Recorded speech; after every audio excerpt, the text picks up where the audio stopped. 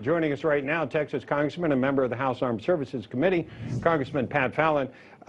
Congressman, seems like George P. Bush, I forget what the final numbers were settling, but he only got like in the low 20s, like 22, 24%, something like that. He'd have a long way to go to take over Ken Paxton, right? Yeah, and there's no doubt, Bob. And when you look at a runoff, it's going to be in May. The electorate will shrink and it will become more conservative. And Ken Paxton, in all full disclosure, Ken's a very good and personal friend of mine. I do think that he'll be in a very good position, very strong position to win. My early prediction would be probably 58-42. No, you even have the numbers down. Good for you. Let's talk about the one that got my attention also. Beto is back in the race. Looks like he's going to be running against Greg Abbott, current governor. How is that going to shake out? Because Texas is not as predictable. Look, I've lived in Texas and always hear, oh, it's going to go blue, and it never does. So what do you think happens there? I think Beto becomes a three-time loser. It'll be 3 in a row. He'll be known as the perennial candidate. I think Governor Abbott, I'll make another bold prediction here, and maybe the governor's staff maybe get a little upset with me, but I do think he'll blow him out. I think it's going to be a great election cycle for Republicans. I don't think we're looking at a red wave, but a red tsunami. And it harkens back to 2014, Bob, when Governor Abbott won. I think he beat Wendy Davis by about 21 points. I think it's going to be close to, well, okay. Beto's a little bit better candidate. So maybe as far as the Democrats go, probably a plus 15 Abbott win, plus 15 to plus 18.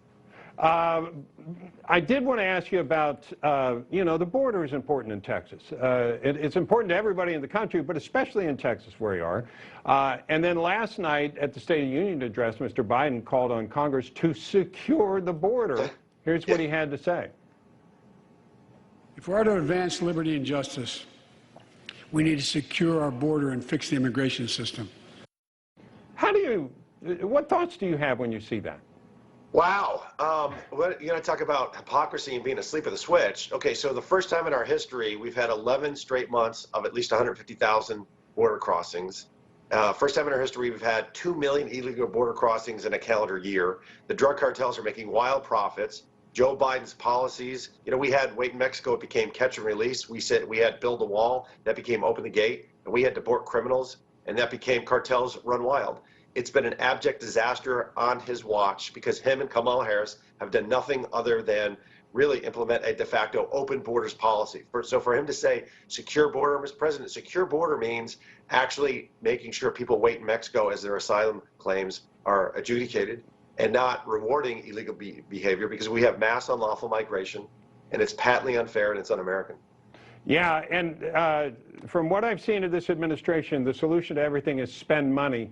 But it's how you spend it, and obviously they haven't spent it well enough to actually secure the border.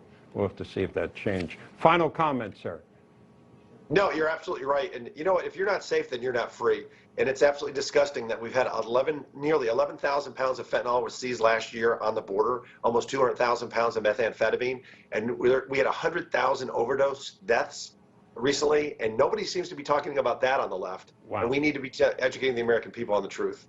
Okay. Thank you for pointing that out. We need to look into that more ourselves. Congressman Fallon, thank you so much, sir. Thanks, sir. God bless.